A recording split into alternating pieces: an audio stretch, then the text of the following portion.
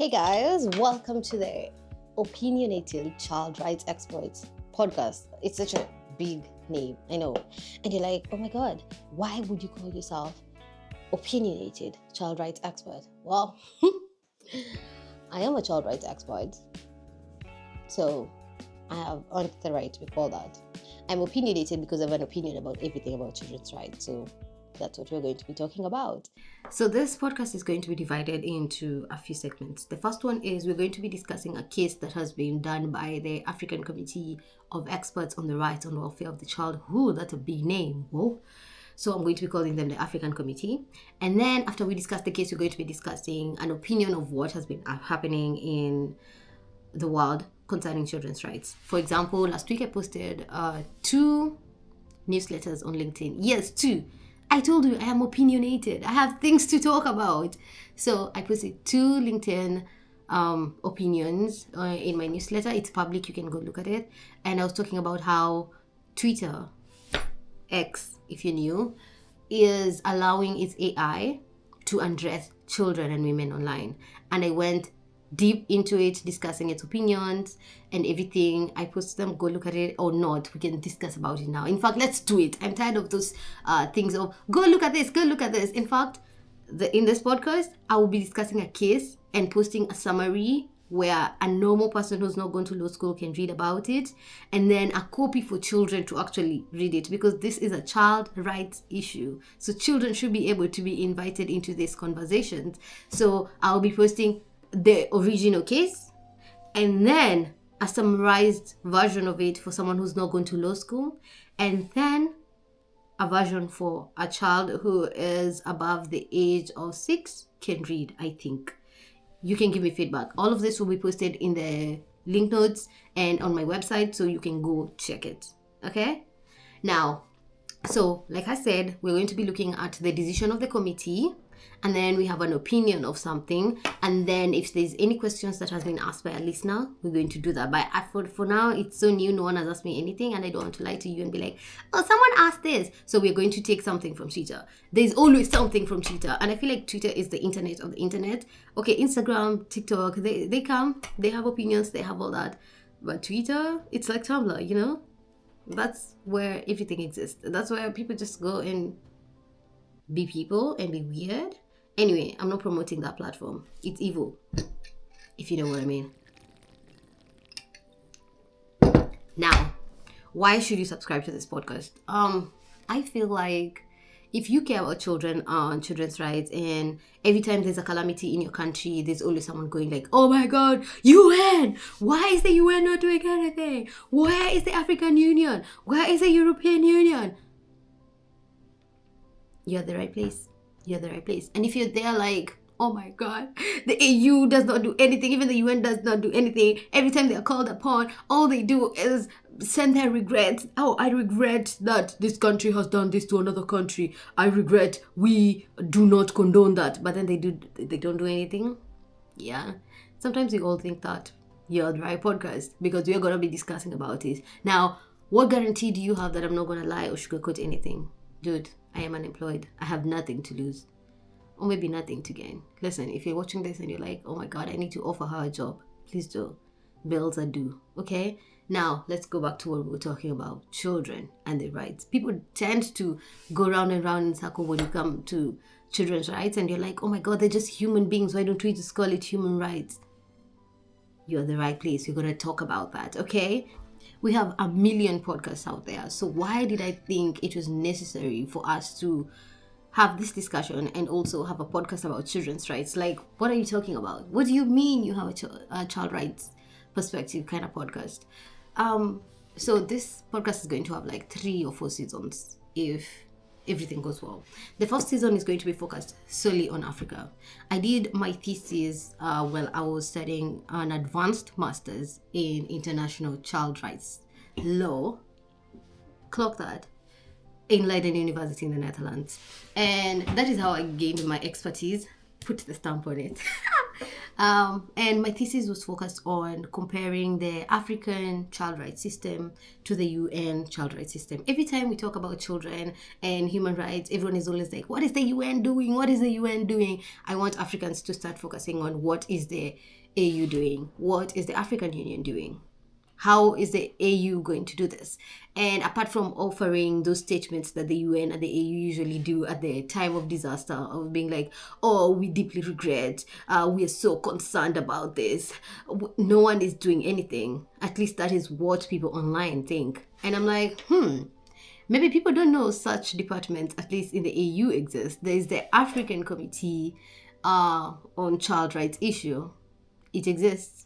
And we're going to be discussing about the cases that they've done and the decisions they've come up with, and if people are actually adhering. Are governments actually listening to these bodies, or are they just puppets? Are they just there to give decisions that don't have weight when it comes to the national countries? Like if the African Committee of Experts on the Rights and Welfare of Children decides on a case in Kenya, will Kenya do anything about it? What happens if Kenya doesn't do anything about it? So what is the purpose of the whole AU system if no one does something about it? Or does AU actually have teeth? We're going to find out together, okay? I already know, but we're going to find out together.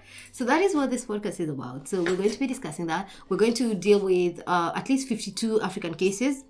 And after that, we are going to go into a different continent if I want to do that. I want to be so African focused, and that is the aim. We've been doing a lot of European-centric, whitenized content, and I thought it's about time we do something for Africa. So here I am, Mama Africa.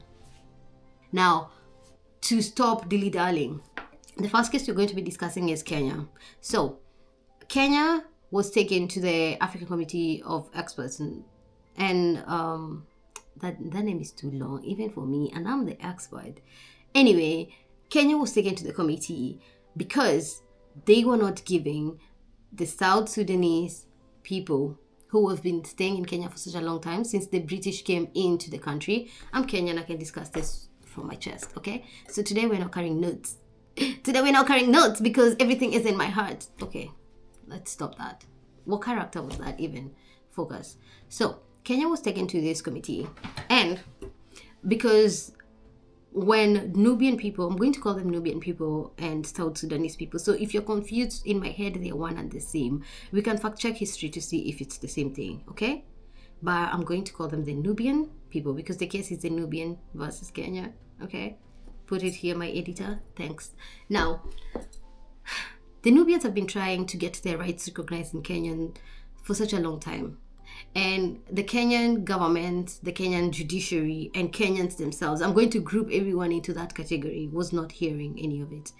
They're like, hey, you came here with the British, okay? And when they left, you did not leave. And you want us to recognize you as one of us. Why don't you just go back to Sudan? Why don't you go back to South Sudan? That is your home. That is where your ancestors are from. You're not from here. But then we forget that the British had been in this country for such a long time that people grew old under their command. So when you're telling an old person to go back to where they're from, what do you mean?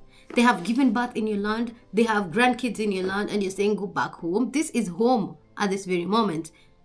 This is home. So Kenya was like, no. So the Nubians tried going to court, and every time they'd appear in court, someone in the judiciary will be like, oh, the file is lost, or something has happened, or this matter cannot proceed.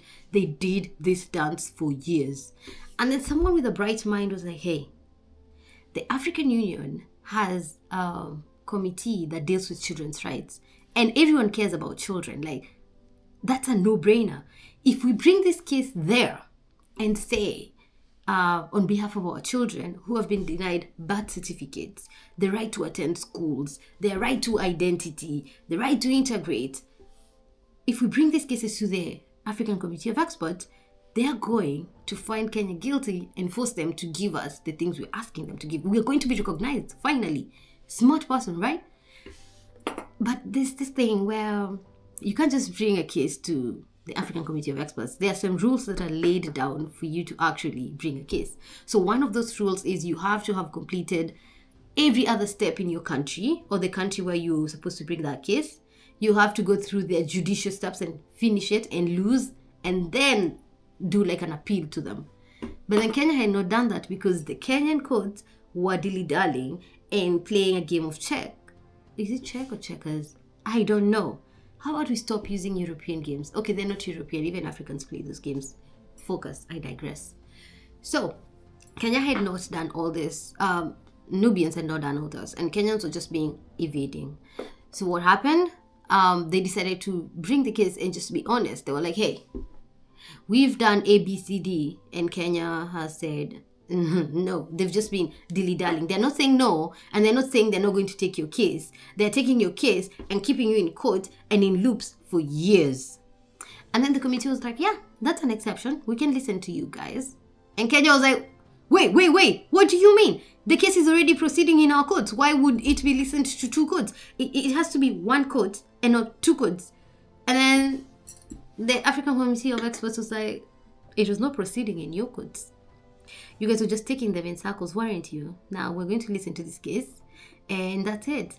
And the AU is not superior. That is such a big word to use.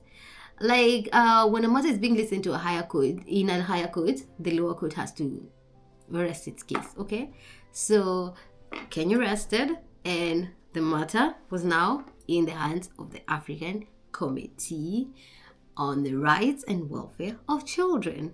Now, when it's there, they're not focusing on the whole adult situation because this is a child rights court. It's not a court, it's a committee. There's a difference between the two. A court has the right to make a decision, and that decision has to be adhered to because they're a court. A committee is more of an opinion-based kind of thing. Like when the AU was formulating the Charter on the Rights and Welfare of the Child, it included the committee into the charter. So when it gave the committee functions, it was not giving it the authority to act like a court. It gave it the authority to act as a committee because it's a committee. Think about a committee in your home country, in your own village. Think about the power of that committee. Now compare that committee to the committee, to the court in your country. Take a minute, think about it. You can see the difference, right? Now, come back to the situation. So we're going to this committee. Even though it's not the committee in your home country, this committee has so much power because it has so much influence. Remember, it's the African Union Committee. It's not your committee in your local church. These people sit there. These people are educated on children's rights. These people know what they're doing. Okay? So they sat down and they started listening to the case. Kenya brings their own, Nubia brings their own, and the gist of the whole issue was that Kenya was denying the recognition of Nubian children. And when you do not, you're not recognized in Kenya. Again, I'm Kenyan. When you're not recognized as Kenyan, there are things you can't do in our country. So, for example, if you don't have a birth certificate, you're not registered. You cannot attend any school because you don't have a birth certificate because you're not Kenyan. So there's no way for you to attend school because it's a thing. You cannot get your identification card because you don't have your birth certificate. So you're not Kenyan. So most of them were not able to go to school. Most of them were not able to find work. Most of them were being taken when police are doing their random checking. They would take them and be like, hey, you're not Kenyan. So where are you from? Where are you from? Who can vouch for you? So by the time people find out what's happening, you've been in detention for such a long time. That is a case for another day. Now, these are the cases we're going to be discussing about. Like I said, that is the first case we're going to talk about. I was just giving you the gist that you know what we're going to be talking about. Okay? So tune in next week. We're going to discuss the Kenyan case in detail. And then we're going to discuss how it affected the Nubian people in Kenya. Did the committee make the right decision? I don't know. You cannot judge them. I cannot judge them. We can just give our own opinions. Like I said, opinionated.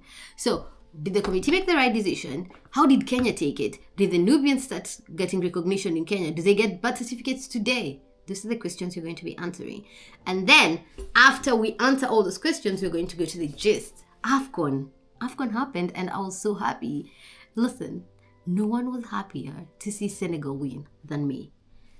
again, I digress. Like I said, opinions. So this is the Opinionated Child Rights Expert podcast, hosted by your host, Mary Mutisya from Kenya. And I'll see you when I see you. I will love you and leave you. And I love my hair and my glasses and everything. Everything is just coming along. Oh my God, opinions, okay? Be respectful in the comments. I might be opinionated, but I will block you.